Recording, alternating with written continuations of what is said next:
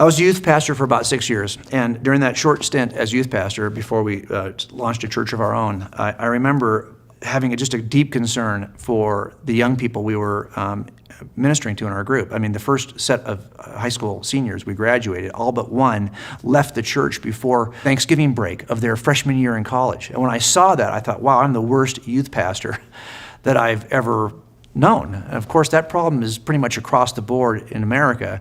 All youth pastors probably have a similar story they could tell. And along the way, I was hearing a noise, a sound from a few parents who had sent their kids to this crazy place called Summit Worldview Conference. And I remember thinking, wow, those kids, when they came back from Summit, they couldn't stop talking about it. They were different. They weren't the kids who walked away in college. Those were the few that remained. And I thought, what are they doing out there? I wanted to be a part of that way back then. This is probably now 12 years ago. And I just thought, well, someday I'm going to visit Summit. And now here I am years later on faculty at Summit, and I can tell you it's everything that they said it was.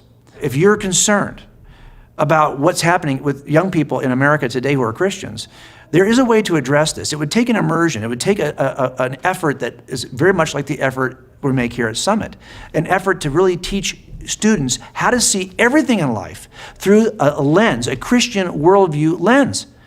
And that's not going to happen unless you can kind of pull away from your life for those 2 weeks, get involved in relationships with other believers in the faculty here, and study these issues as deeply as we. You are not going to have an experience that's quite like this.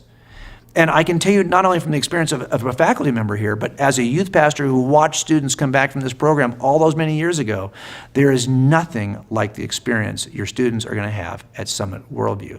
We invest a lot of time in our students, right, as parents, don't we?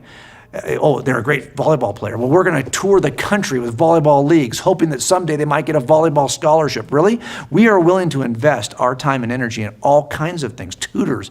But now I'm asking, are we spending that kind of commitment of energy and resources in their spiritual formation, in their Christian worldview? You can do it, but we need to start thinking about how to do it. And that's exactly what we do here at Summit Worldview Conference.